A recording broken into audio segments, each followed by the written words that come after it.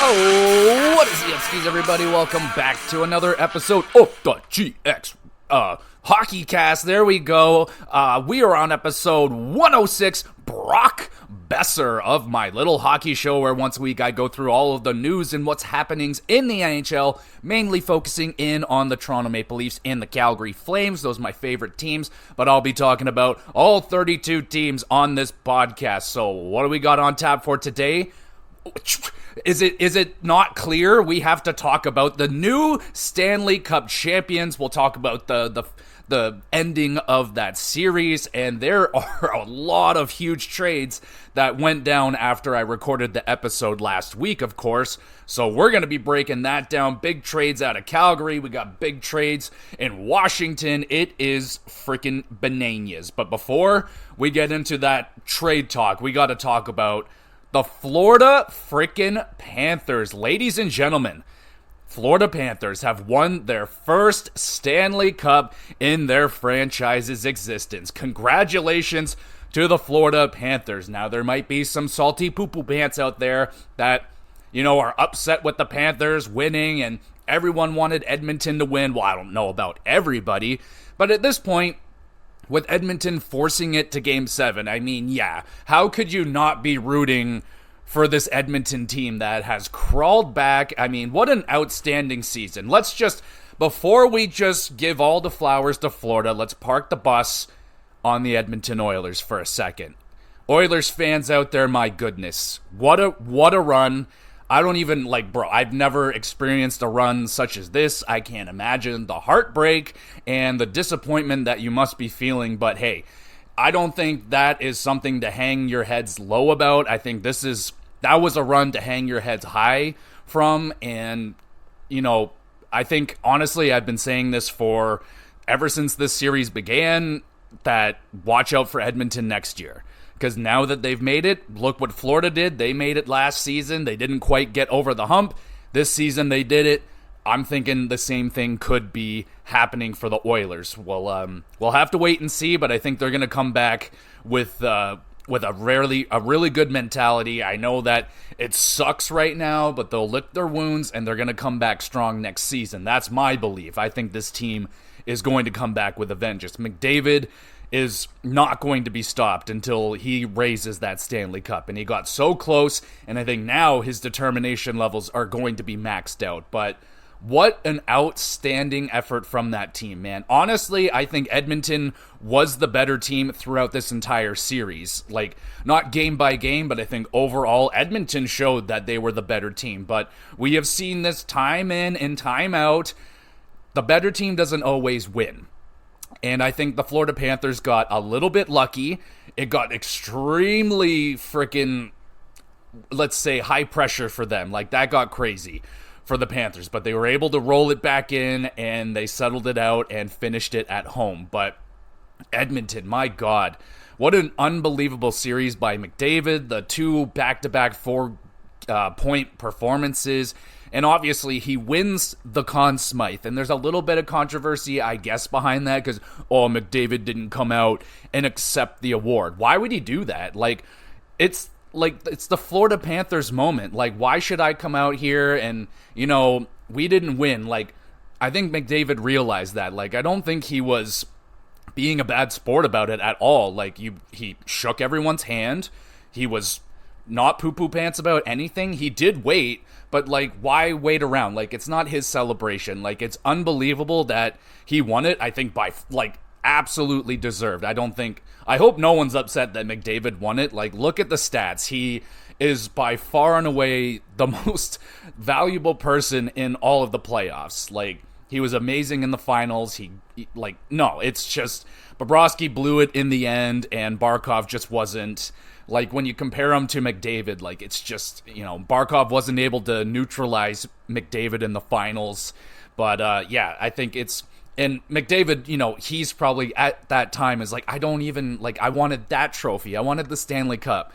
Maybe in a week or something when it all settles down, he'll realize, how amazing an achievement that he just pulled off. When's the last time a player from the other team won a Conn Smythe on the losing team, let alone just a person alone. The last person I remember is J.S. Shiger in the early 2000s, and then I think Ron Hextall won, and so that's an incredible achievement, and we saw that McDavid broke yet another Gretzky record in the playoffs with 36 assists or something like that. I believe I talked about that last week, but an absolutely unbelievable achievement from Connor McDavid, and hopefully the Leafs are looking over and seeing the performances of McDavid, and, Matthews needs to get to that level. Marner, Nylander, if Marner's even here, who knows, but those guys need to get to that level, and, so hopefully they see that, because I, really got a clear picture of how far away the Toronto Maple Leafs really are. Here I am making it about the Toronto Maple Leafs, but, man, they are far, far, far away, so we'll see. What an outstanding effort, though, from the Edmonton Oilers. I think, in Game 5, you had the unbelievable McDavid assist to Corey Perry, where Connor McDavid just does Connor McDavid things, where I'm just going to go through 3 people and just make a beautiful pass, and that's what McDavid does. Stuart Skinner, is that his name? Stuart Skinner? Yeah, he was good too throughout that 3 games where they were playing very good. He came up with some huge saves in Game 5. Florida had an opportunity to win Game 5 and close it out right there. It was close. I felt like if the Panthers tied it, which they almost did quite a few times, if it got to 4-4, I feel like the Panthers were going to close it out right there. And then you go to Game 6, and that might have been the most perfect Edmonton game of their whole run. That was such a freaking perfect game from them. They kick it off like Leon Draisaitl was getting going. I know he didn't get a lot of goals. I don't know if he scored a goal. I don't think he did score a goal in the finals. He did get some nice assists, though.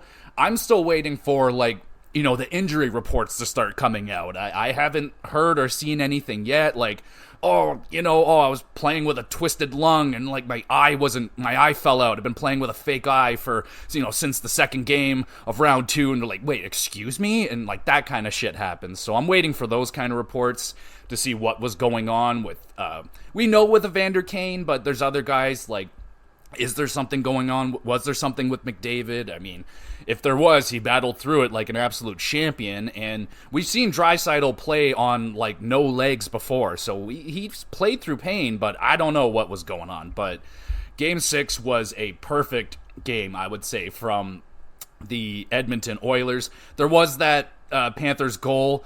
They successfully challenged it, or Edmonton challenged it, and it worked.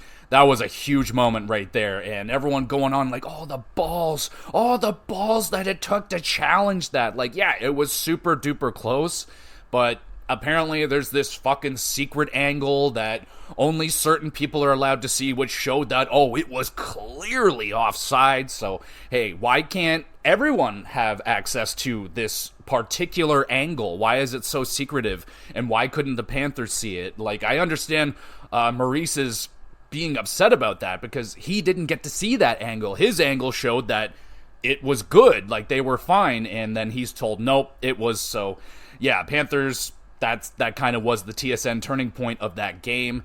And also Bouchard. I think he hasn't been getting enough flowers for how incredible of a performance he had. He's one of the highest scoring players in the playoffs, behind only, I think, McDavid and Draisaitl. He's 3rd or something. He's a defenseman. My goodness, I know he's not the best at playing defense, but my goodness, this guy is putting up insane amount of points.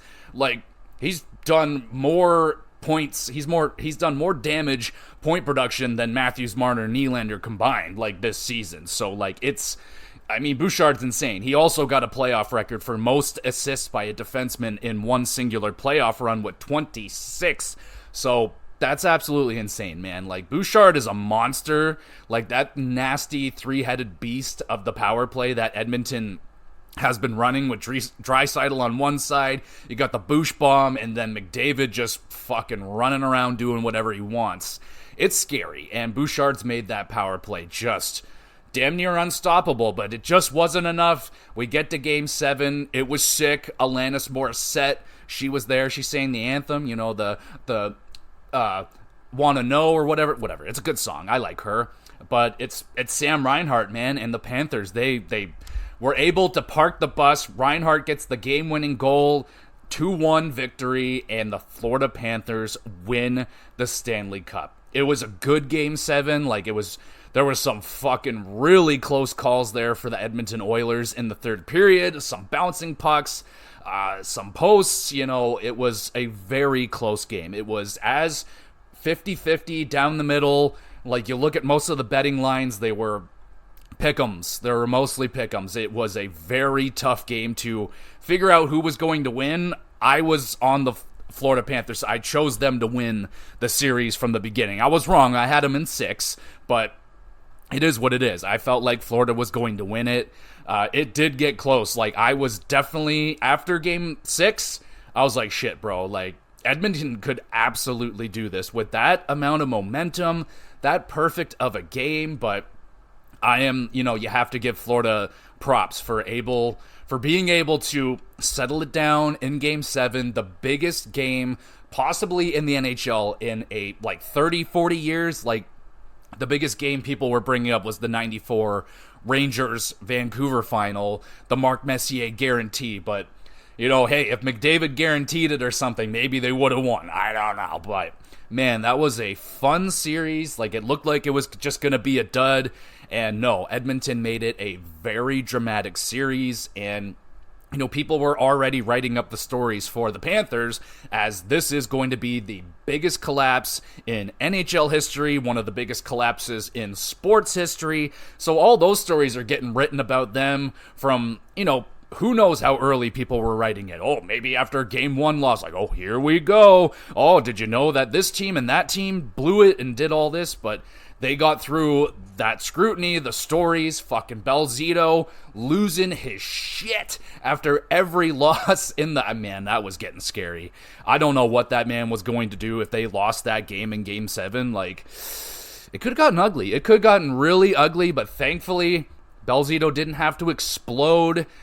We were, people at work were talking about, what would happen if they did lose that series? Is Belzito fired? Are the Panthers just going to implode as an organization? Or would they have kept calm, kept collective, and be like, no, this was an anomaly, this was a blip in the system, we will be back, and just run it back as best as they can? But, I don't know if that's in the cards. Sam Reinhart being like, yeah, of course I want to stay here. Of course you do, buddy. That's great. We just want a Stanley Cup, but how much money you want, bro? How much money you want? Do you want to win another Stanley Cup, or do you just want to have good times? I don't know. Good times, good eats? I don't know. They're definitely going to be rocking some good times, but man, I will admit, this playoff went a little bit long, bro. It is almost fucking July, and the draft is this Friday. The free agency starts next week. It's wow. So, all the analysts, most of the people on the hockey podcast that I listen to, they're all like, oh, blah, blah, blah. I want to go to my cottage and I want to blah, blah, blah, blah. Hey, you guys shut up. I keep going through the off season. So I grind it out while you guys are cottaging and having a good time having your off season. My off season what is that? I don't have an off season. I continue, I push through the off season, and I do the grind, and it's a good time. So there you go. So those guys are all complaining already that they're not at their cottages yet, but I wish the hockey would have ended a little bit, the series would have not had 2 days in between, but I understand the travel was abysmal. 8 hours on a flight. Now, I don't know. I've never been on an airplane before. Not that I'm a little scared, but I'm not a traveling kind of guy, really. So I haven't been on one yet. So I can only imagine. I've been in 8-hour car rides, and those were hell. So I can only imagine being 30,000 feet in the air. It can only be so much worse. But anyway, they did it. So congratulations to the Florida Panthers. I was happy that Tkachuk did have, he didn't have a great playoff run overall. That's the one I'm waiting for. Something was wrong with him regardless. The first Tkachuk to win a Stanley Cup in the Tkachuk family, so that's really good. I can only imagine the hell that Brady is going to have to deal with from his brother all fucking summer long. I'm a champion. You are not. you're a sin. I can only imagine. It's going to be that kind of shit because they're brothers, and that's what brothers do. I don't have a brother. I have a sister, and I definitely would do that kind of shit to my sister. So there you go. Wow. Who else can I shout out? I mean, Barkov was incredible. I mean, what an outstanding player, and the first Finnish captain to raise the Stanley Cup. I think that is outstanding, and what an amazing player to represent Finland. That guy is so humble. He is one of the most respected players in the league. For years and years and years, he was the most underrated, but now I think that has to be gone by now. A captain of the Stanley Cup champion winning team. He led them there. He was incredible. Barkov, man, that guy, he is probably one of my favorite players. I just love those kind of players that don't really make mistakes. They are extremely consistent, and yeah, man, that's exactly what Barkov is.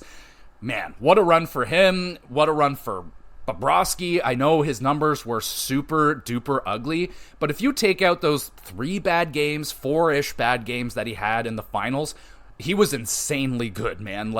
Florida wouldn't have gotten there if he didn't play as well as he did. So, I mean, he played good enough. He played damn good in Game 7. So he made some big saves there. He only let in 1 goal. So, yeah, if he didn't have those busts of games and he played really good, and let's say the Oilers get swept and McDavid doesn't have those 8 points in 2 games, I still think there would be a good conversation and a good argument for McDavid to have it. But man, McDavid's solidifying his Hall of Fame career. He's already a Hall of Famer. Bobrovsky just solidified his, by far. I don't think it was a question. It was maybe a small argument if he didn't have the Stanley Cup, but 2 Vezinas, now he's got the cup. So, yeah, bona fide Hall of Famer, and who knows how many of these Florida Panthers are going to go down. I feel like Barkov should be a safe bet. You could probably look at Tkachuk and say he should be a Hall of Famer all said and done, but he's still got a long career ahead of him, and who knows? Could the Panthers get back here next year? That is something we will look more into in the offseason. When all those guys are gone, that's when we're going to start breaking down and checking out these teams and what what the future could hold. But I think the Panthers are still going to be competitive. I mean, they have a very good chance now to get Sam Reinhart locked in at a more of a sweetheart deal. That's all you got to throw at him. Is how many more championships would you like to win here, Samuel? Do you want to win more, or do you want to win none? If you want, you got to make less than Barkov. So if they can do that, and that also is taken off the board. Last season they had the Stanley Cup champion Vegas with a $10+ million salary cap on the book, and everyone was like, all right, fine. But now, okay, well, one player, fine, can make $10 million, but no team with 2 $10+ million contracts will win. Well, that is now done, because Bobrovsky and Barkov, I think, both make more than that. So there you go. The Toronto Maple Leafs now have a chance, and they will win numerous Stanley... I'm just kidding. I can't even get it out of my mouth anymore. It's such a laugh. But fucking Florida, man. I feel really good for them. I know, like I said earlier, that there might be some salty pants with the way that Florida might have won this championship, Bennett and Cousins and whatever. But look at how people have won cups. It's not the first time that people have done this. And yes, I get very poopy pants when the Bruins do it, because they do it all the time, and they're kind of like the benchmark. They're the ones that set okay, we can get away with all this, and it seems like the Bruins are the levels. They can seem to get away with the most because they've just done the worst shit. If they get they can't call everything. So the Bruins are just of the mentality, just always be horrifyingly awful all the time. They can't call everything, and they won't call everything. So until they do, the Bruins will Bruin. And the Panthers will Panther. They've learned their lessons. They got fucking Vegas last year. They kicked the shit out of the Panthers. And yeah, so Panthers know what to do. And now maybe Edmonton knows what to do. We saw how Edmonton was able to shift throughout the playoff run, how they were able to become a defensive stalwart, one of the greatest penalty kills, if not the greatest penalty kill of all time in a playoff run. They were amazing, and most people would look at this team as offense heavy. This is the 80s team. They just score their way out of everything. No, not throughout that playoff run. They were incredibly good defensively. So, I imagine they're going to take some of those defensive lessons that they've learned, and they're going to go on. And like Janmark and those guys, like Janmark was amazing in the finals. Connor Brown was fantastic. Like, oh man, it was a Cinderella run right there for them to do what they did to force a Game 7. It was incredibly fun. Like, it was a lot of fun, coming to work and, talking to the guys, like just seeing their faces each day, and they're just like, oh my God, like this is fucking happening, like, oh my goodness. And yeah, it was a little bit of a wet fart.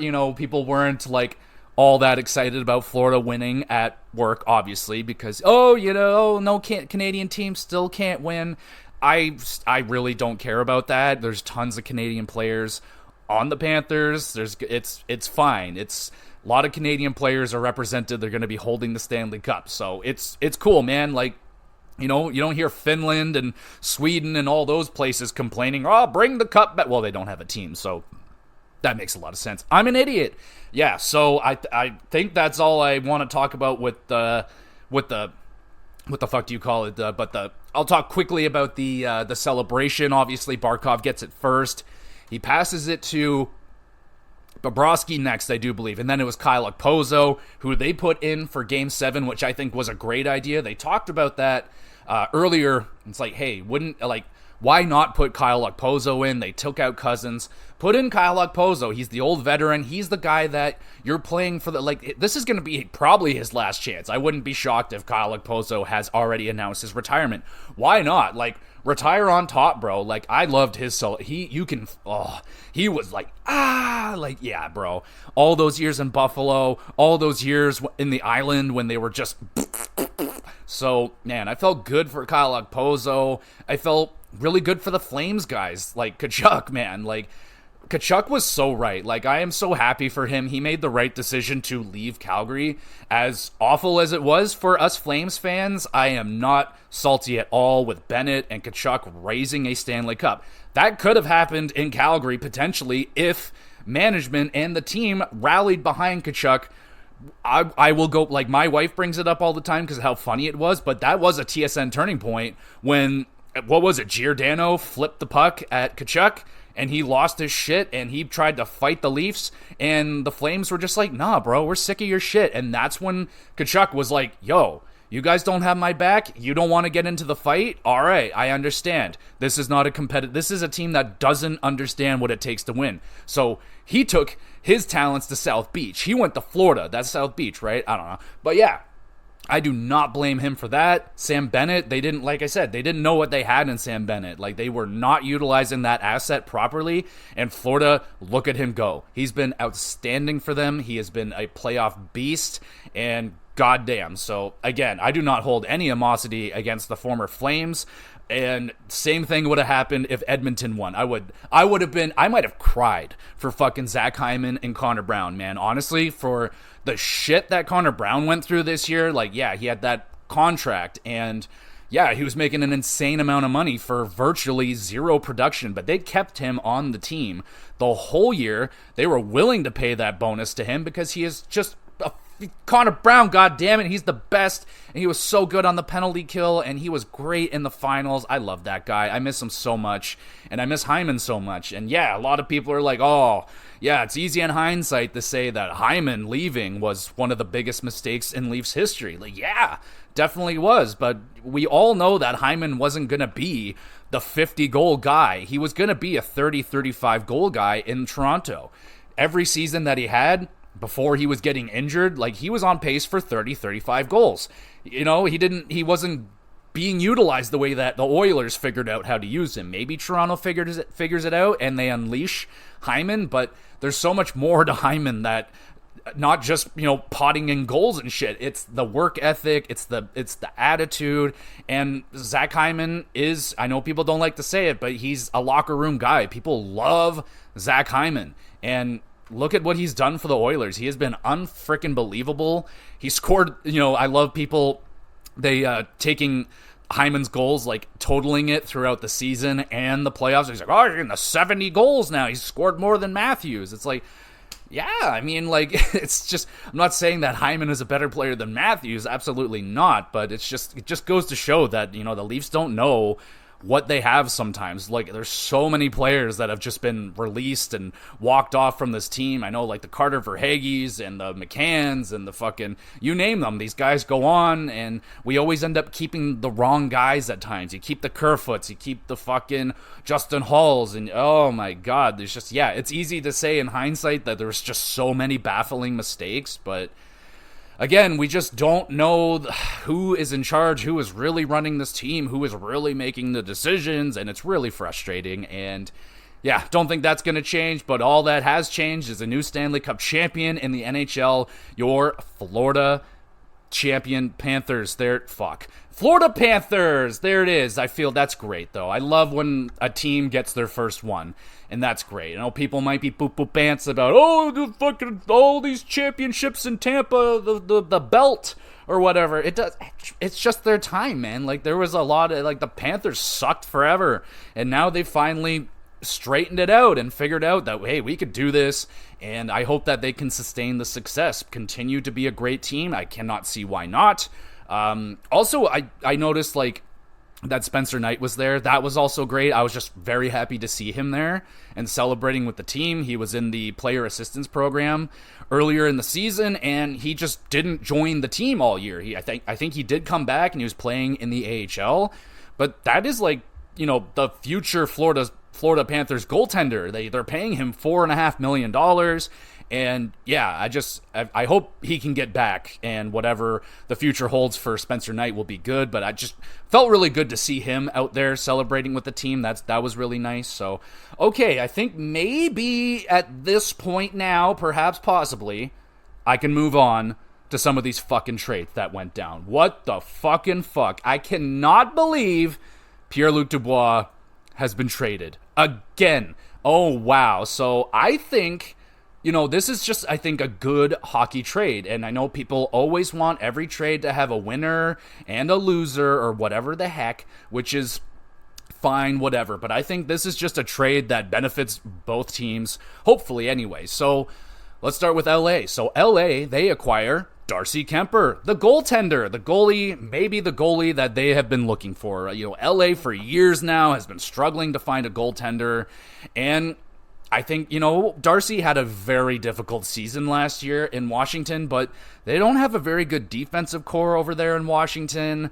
They're struggling to find defensemen now, so yeah, I think with the Los Angeles Kings, I think they're a much better defensive team. So Darcy Kemper should be, I can't guarantee it, because goaltenders are so incredibly difficult to predict, because they're just wild. They're goalies. So, but I think he should at least bounce back for a better season than he had last year in Washington. So I think that's a good acquisition for the Kings. They get out of the Pierre-Luc Dubois contract, which it was not a fit, and honestly, it made no sense to me initially when they made that trade. I was like, you guys have fantastic center depth, and you have Quentin Byfield who's over there. He's supposed to, I was like, it just doesn't, I don't get it.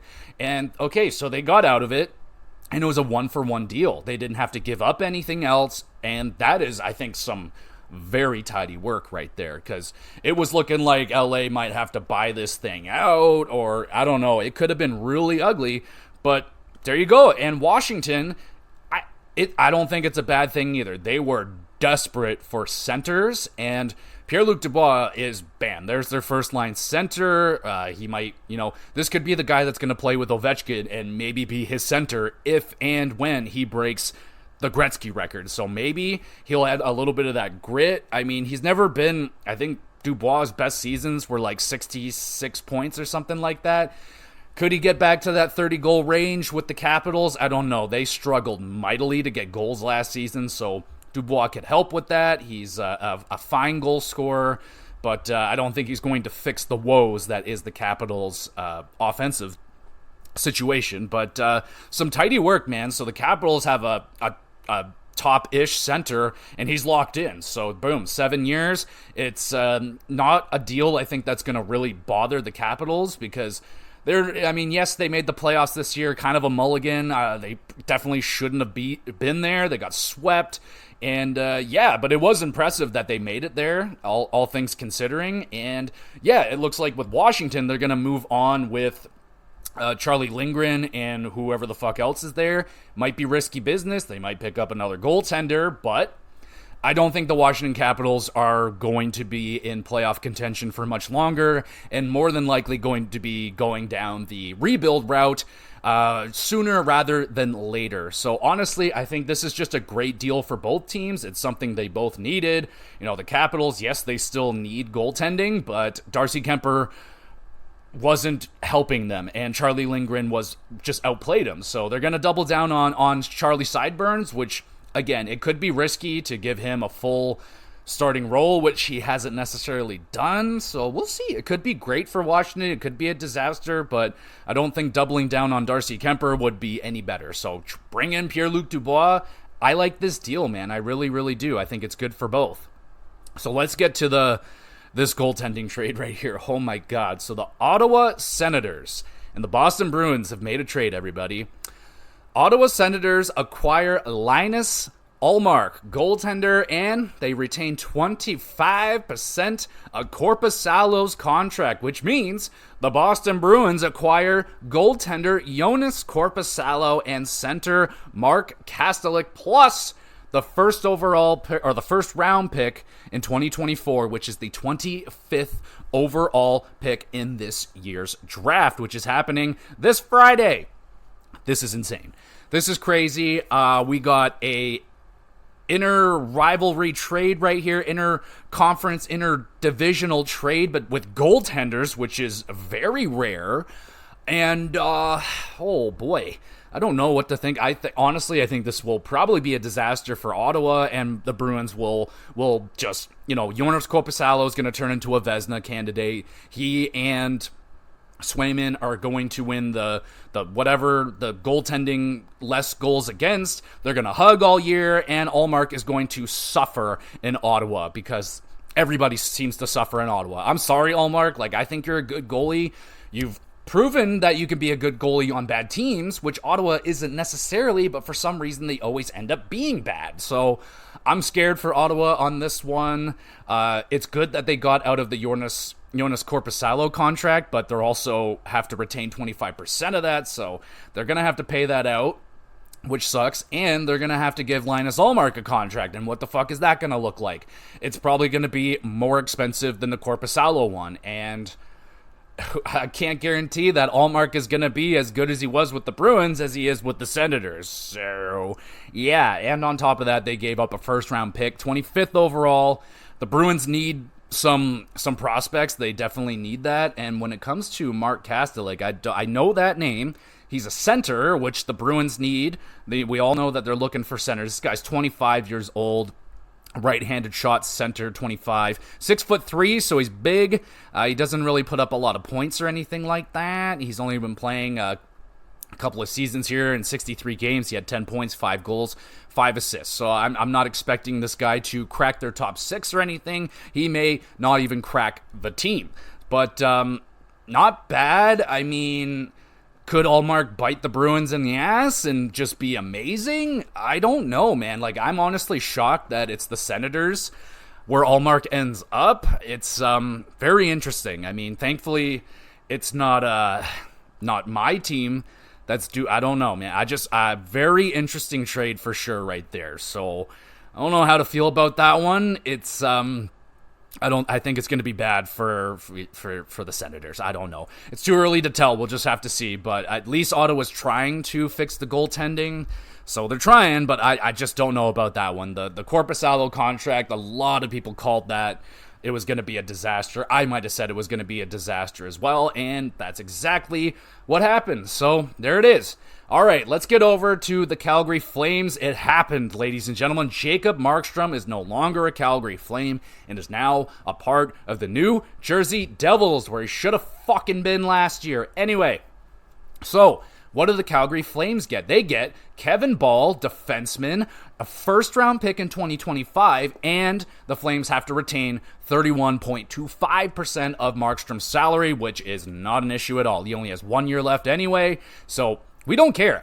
I personally am quite happy with this return for Flames fans. I know there's some out there that are not happy about it, but listen, Kevin Ball, this guy, here's our no-name brand replacement. Well, I think he's better than No Name Brand. No Name Brand's a good brand, damn it. But Kevin Ball, this guy is going to be the Zadorov replacement. He's big, and yeah, he's going to help with that void. The Flames lost some defensemen. They lost Tanev, they lost Zadorov, so bringing in a big defenseman, I think that's good. And this guy's young. He also had, did he not have a bunch of goals this year as well? Let me take a look at what kind of season he had here. Well, okay, he didn't have a lot of goals at all. He had one, in fact, but 11 points. This guy is not an offensive-minded guy. He is big. He's 6'6". He's only 23 years old. He is not a right-handed shot defenseman, which, fine. But I am happy with that. I think that's good. A first-round pick in 2025. The Flames are going to need to start stocking up the picks again, because they're, whether they like it or not, they're in the midst of a rebuild here, so I'm good with this. And for New Jersey Devils fans, there is no guarantee that Markstrom is going to be playing to the caliber that he was with the Flames last year. Remember this, he is going from the west to the east. There is almost always an adjustment period there where there's time frame differences. He's got to move now, so I don't know if this guy's going to be the answer. I thought Jake Allen was fine, but go ahead. I'm happy for you guys to take Jacob Markstrom. I wish it happened last season, and the Flames could have potentially had a better pick and a better opportunity to draft Iginla, but I'm not salty about it at all. So it happened eventually, so I personally, as a Flames fan, am quite satisfied with this. In terms of goaltenders, first-round picks is about as good as you get for this, and on top of this, we get a young defenseman as well. So I'm quite pleased. I am pleased. All right, let's go to the San Jose Sharks trade with the Dallas Stars. This one's pretty interesting. I think some pretty tidy work here from the Sharks. They acquire Ty Dellandrea for a 2025 fourth-round pick, which is not even their own pick. It's actually belonging to the Jets. So the Jets should be a good team next year. And Ty Dellandrea, a former first-round pick, I think 10th overall. No, he is not that player, but he is a solid bottom six, or good bottom six player, I would say. And San Jose picks him up for pennies on the dollar. So well done from San Jose. No, Ty Dellandrea will not turn around the San Jose Sharks by himself, but he's a good piece to acquire for the bottom six to slowly build up this team.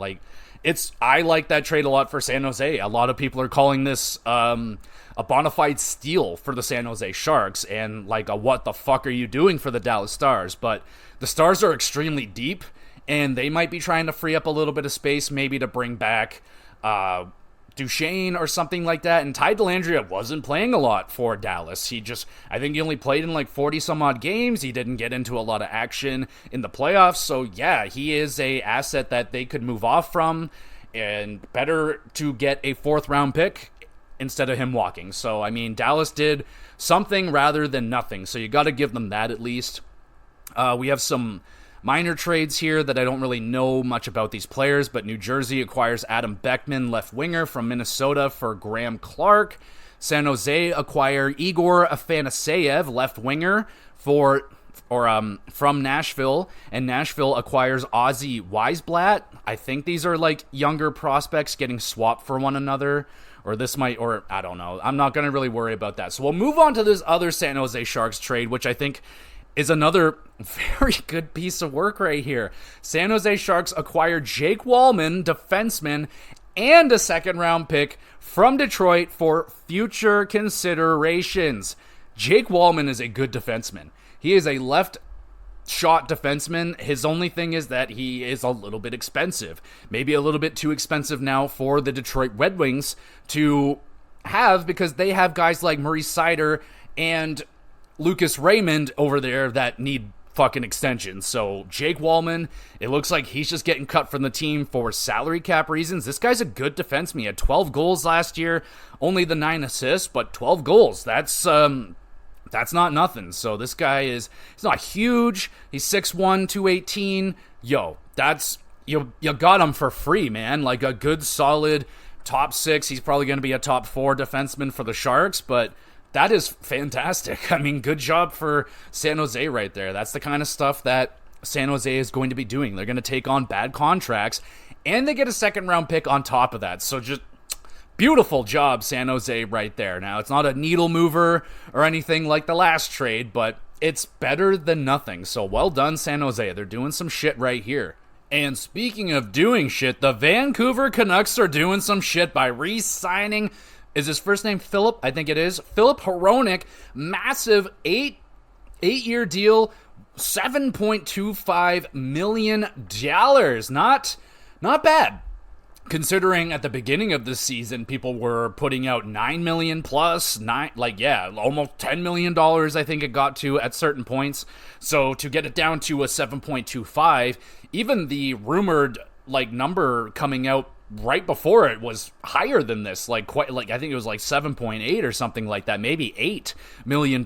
So not a horrible deal. So Filip Hronek, he had a fantastic beginning to last season. I know this very well because I had him on my fantasy team all season long. So listen to me.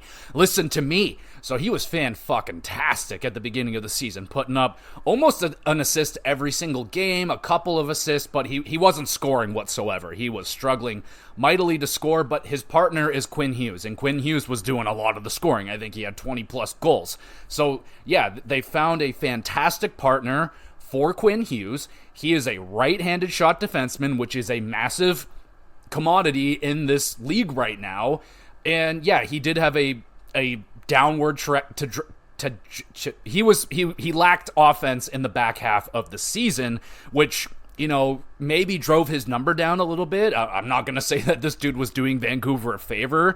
I think it was a contract year for Hronek, and maybe he blasted his shot a little bit too early in the season. He ran out of gas a little bit, or was realizing, oh shit, we might be going to the playoffs. I might need to rear back a little bit. And his playoff run wasn't really anything special. He was okay, but they're buying a right-handed shot defenseman actively in his prime. I think he's 27, maybe 28 years old.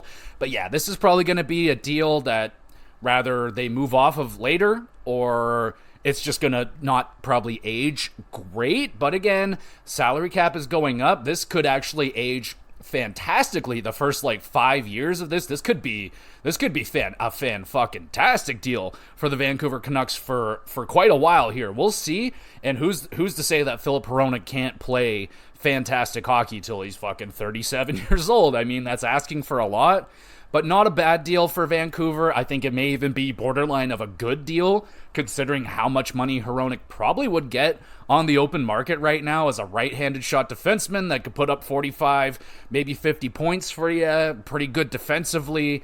Yeah, I think that would be a hot commodity on the free market, so I wouldn't be surprised for a team to throw $9 million at him in the open market. And yeah, I think him wanting to stay in Vancouver, probably the right move, and probably the right move for Vancouver to keep him, because he was so... Look at what Quinn Hughes did this season, man. So I think you want to try and keep that going, keep him happy.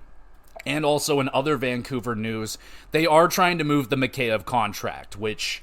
Yeah, I love Mikheyev, Superman here in Toronto. He was a good player, but yeah, that was one of the ones that was a good move for the Leafs to move off of him, because, what we saw out of him, flashes of brilliance. This guy, when he was going, he was a great little player. But the money that he was looking for, and yeah, just the outlook and the injury problems he's been having, he had gone... his offense would go dry in really bad ways, and yeah, so I was pretty, I'm never happy to see a guy go, but when he's making that much money, it's that's not a good deal. And when Vancouver signed it, initially he was looking really good, but yeah, he was kind of a non-factor for Vancouver this year.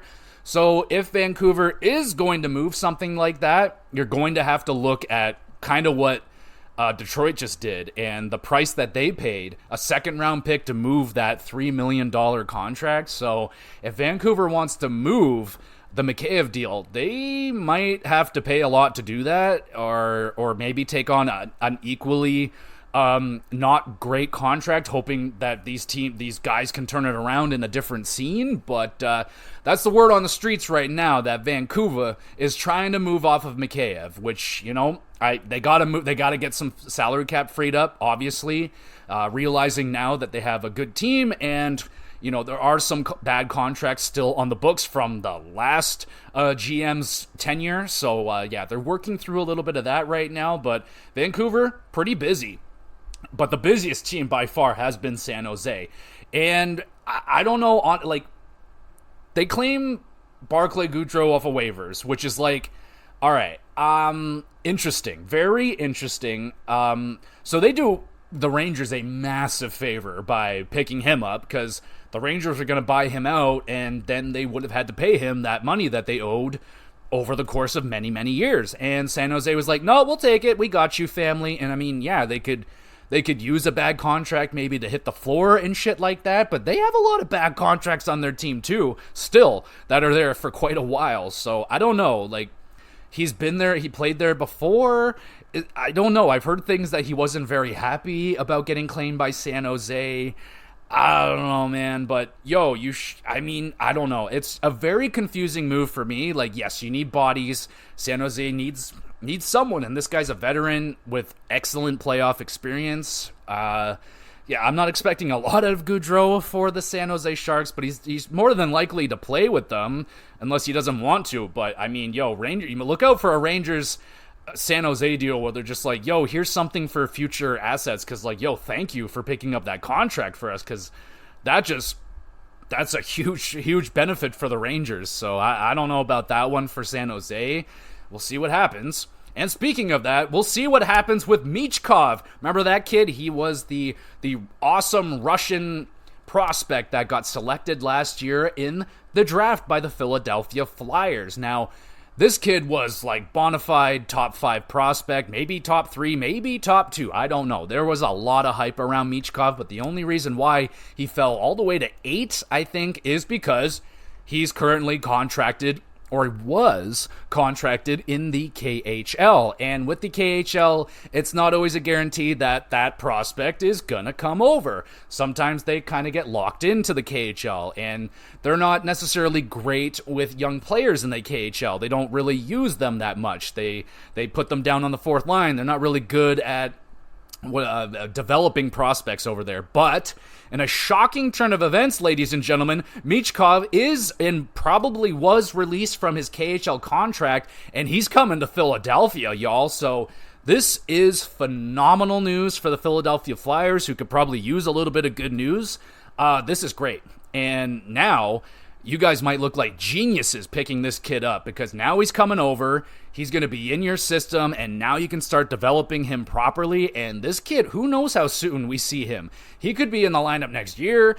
I don't know. I'm very excited to see him come over and see what this kid's got, but very happy that he was, able to escape, I guess, from the KHL, because that's always a risk. And that was the risk, like, all year long with him. It's like, he's going to be... He could be like Evgeny Malkin. He could be the next this or that. And it's just like, but he may not come over. He could be the next Kirill Kaprizov, who is a very similar style.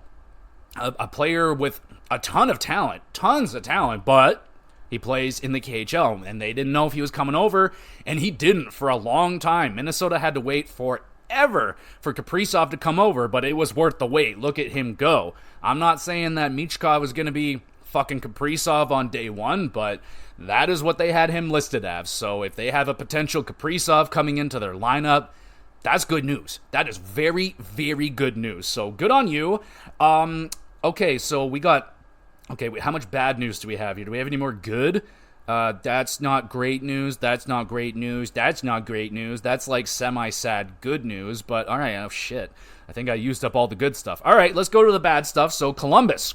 The GM is saying, Don Waddell, saying that it's a tough contract to move, and that's why Merzlikins is still a Columbus Blue Jacket and may remain a Columbus Blue Jacket, because he said at this point it may not be in their best interest to do it, because at this point they may have to give up assets to move off of Merzlikins, and he has not had a good season for 3 years now.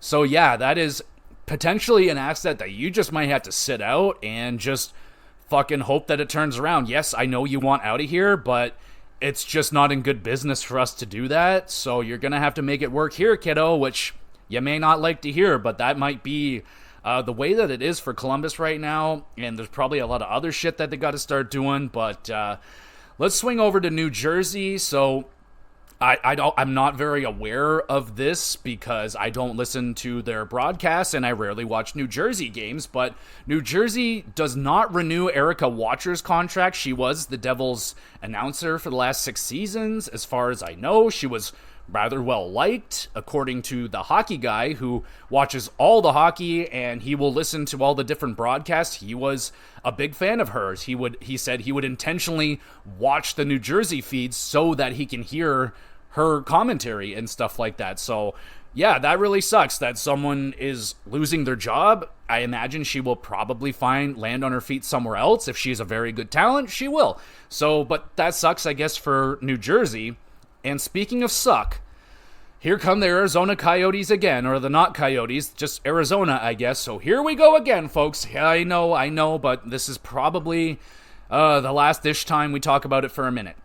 So Arizona, the city, the town, whatever, they canceled the land deal, which was like 6 days away, and Alex Morello, they were going to bid on this land for potentially to build an arena for the Coyotes or Arizona or for NHL hockey to return.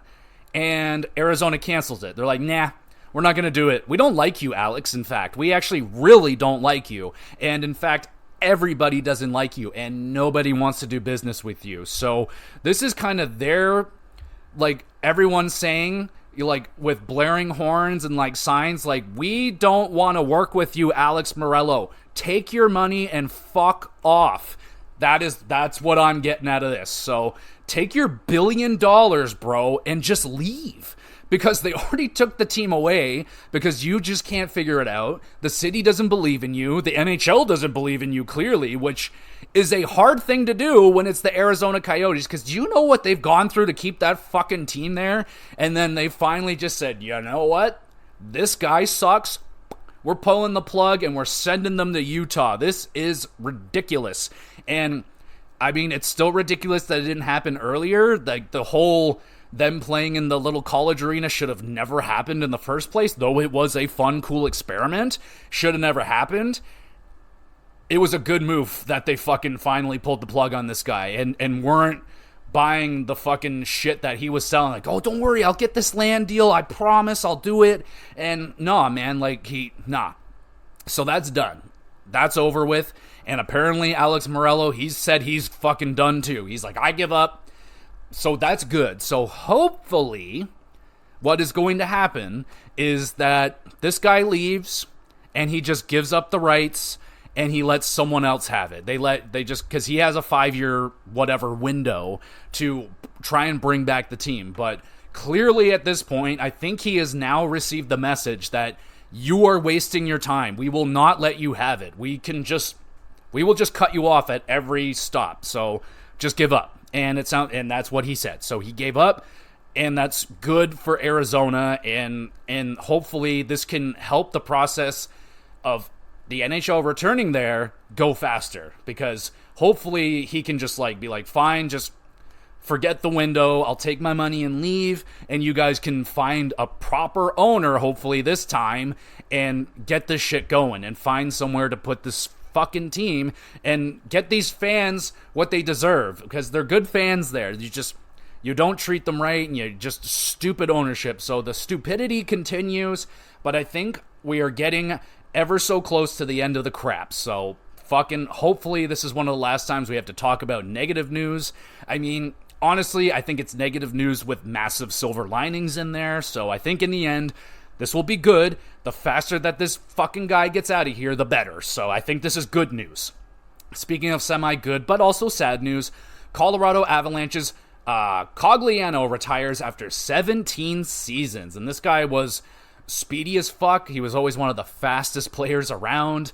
And he had a very good Ironman streak. I think it was almost 1,000 games. It ended through suspension. It was controversial as always, but I mean, no one's beaten Fucato the man, so just don't worry about that. But he won a Stanley Cup with Colorado, so he didn't retire after that. They had another run and a half or whatever, but good career right there for Alex Cogliano, Steve, I don't know. Cogliano, though, 17 seasons in the NHL. You know you're good, man. Like, though he was never necessarily a top 6 player, that means, he was effective with his speed. He was very good on the faceoffs, if I do remember. He was always good there. Yeah, man, that's some good shit right there. So, in terms of what's coming up, obviously, we have the draft coming up. So I talked about the mock drafts that the NHL put out and stuff like that. This is going to be a very interesting draft. There are rumors out there. I think it's Columbus. I think their 4th overall pick might be in play. That's kind of what happens every year. There's generally always picks that are rumored to be in play. Will they get moved? I think maybe this season we could see some at least moving ups. I don't know if we're going to see like a straight up pick traded away for a roster player like maybe we did with Ottawa and DeBrincat, something like that. I don't know if we're going to see that, but I think you will see teams moving up like Chicago did like a month ago or something randomly, just kind of wasting assets that, they have a lot of it, but don't be dumb with them. They're just kind of throwing away picks to move up like minor spots, but they might have someone locked in. It's going to be a really interesting draft because everybody's lists are different outside of like the top 2. Really, it's only the top, like Celebrini. He's really the only one that should be locked in. I think the San Jose Sharks already kind of announced that they're picking him, and they should. So he's the most, just like, that he may not be the best one all said and done when, we're 5-10 years away from this draft, but he's the most solidified, sure bet prospect that you have right here. So that's the pick they should make. It's probably the pick they're going to make. Will he play with the Sharks next season? There's rumors that he doesn't want to play. He wants to play in college again for another year, but just get in there. Just get it over with. Don't fuck around. Just get in there and start fucking making some money, man. Like, fuck, you're the 1st overall pick. You're never going to have to worry about an education, bro. You're going to make tons of money. So go start making it. Let's go. So there you go. I don't really, it's going to be fun. Obviously, next week, we'll break down the draft and all the trades and the craziness that is going to go down. And free agency starts as well. So it's going to be nuts. It's going to be a wild week or so. And it's already been a pretty wild week already. The ball is already beginning to roll. In fact, I will pause here and I'll go check and just make sure nothing else crazy happened. Well, I wouldn't say necessarily crazy, but yes, there is there's still stuff I want to talk about. There have been quite a few signings, in fact, that I should touch on. So first, I don't remember if I talked about this one, but quickly, Pittsburgh re-signing Alex Nedeljkovic for 2 years. $5 million total, $2.5 million a year. He was excellent for them last season, so I think that is a great signing for them. Vancouver, we're going to skip those. Yegor Chinakhov signs a 2-year extension with the Columbus Blue Jackets, $2.1 million. Right winger, he was all right for them last year, so looking to improve on, it should be easy for Columbus to improve on what was a disastrous season for them last year. This one's really interesting. Alex Turcotte, 3-year extension with the Kings for league minimum. So that could end up being awesome. I know Alex Turcotte has not necessarily blossomed yet into that first round. I believe he was a former first round, maybe even top 10-ish pick. He was a higher touted prospect anyway, but if he blossoms starting next season, this guy becomes what he's supposed to be. That could be a huge bargain of a contract that could really help out LA. So we'll see what happens with Alex Turcotte, but that one definitely had my eyebrow raised. I was like, wait, what? 3 years? That's crazy, but maybe, I don't know, man. That could be, maybe detrimental to the confidence of Turcotte. He's like, fuck, I better just get some years because I don't know how much longer I'm going to be in this league. So hopefully he makes it. So I'm rooting for that player. Let's see any bigger names. So we got Dylan DeMello. He signs a 4-year extension with $4.9 million a season. 31-year-old defenseman for Winnipeg. He was amazing for them last year. Really started to put up more points than he ever did as well. He's great defensively. So it may look really high for people that don't know Dylan DeMello, but he was one of the better defensemen they had on the team last year. He's a little bit on the higher end in terms of age and the type of player that he is, so it may not age gracefully, but good deal for now if he can continue to play like he did last year. And then we got Casey Middlestat signs a 3-year extension with the Colorado Avalanche, $5.75 million per year for the 25-year-old center. That's clean, tidy contract right there. Nothing wrong with that. That's the kind of contract that can help you win a Stanley Cup. From the look of it, he fit in very, very good with the Colorado Avalanche.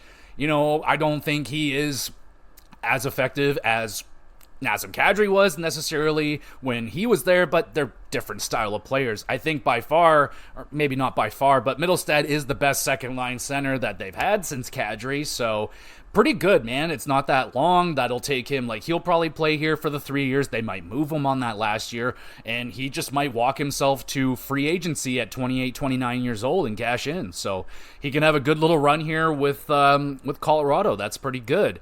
And we have Utah. They have signed a player. It's Liam O'Brien. My goodness, for 3 years, $1 million per year. I do believe he is a tough guy.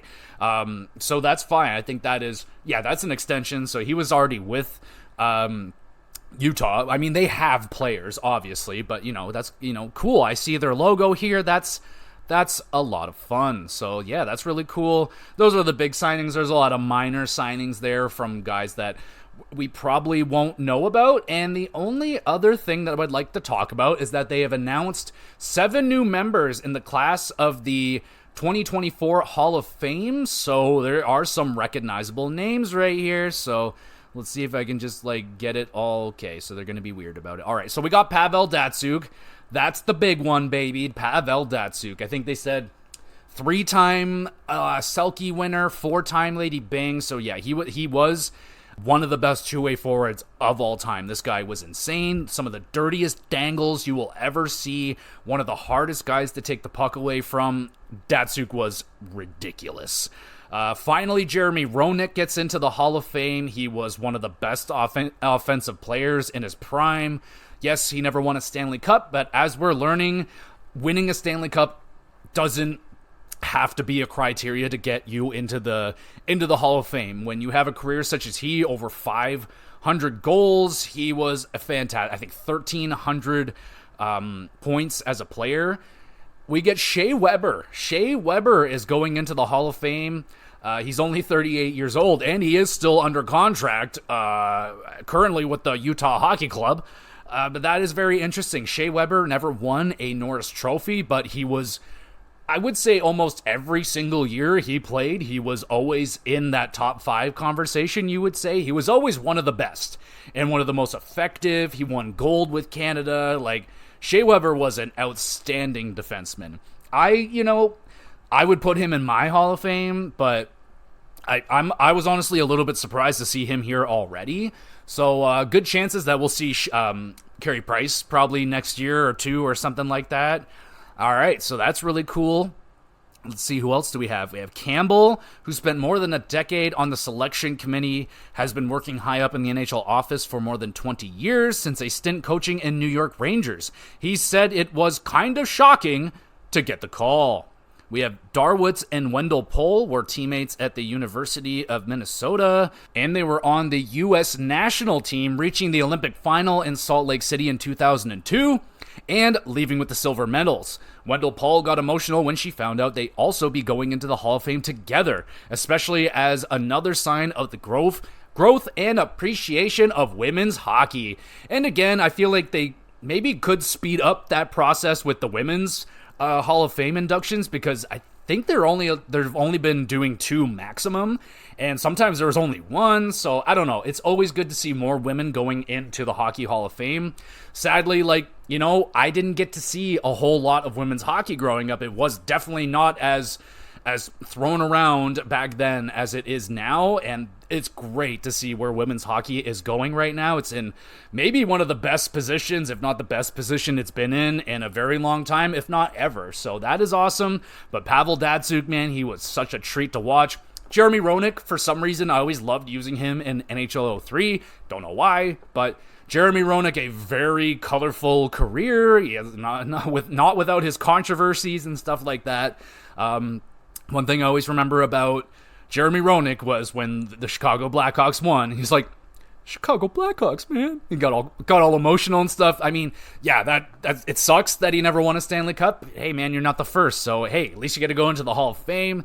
That is dope. So, yeah, those are kind of the big last tidbits that I saw there that I wanted to touch on, but there you go, everybody. The Florida fucking Panthers did it. They won a Stanley Cup. A new team has won a cup. Let me know what you thought of the Stanley Cup Finals. Did it live up to expectations? Did you think it's one of the greatest finals of all time? It was definitely one of the most dramatic ones. I can definitely confirm that.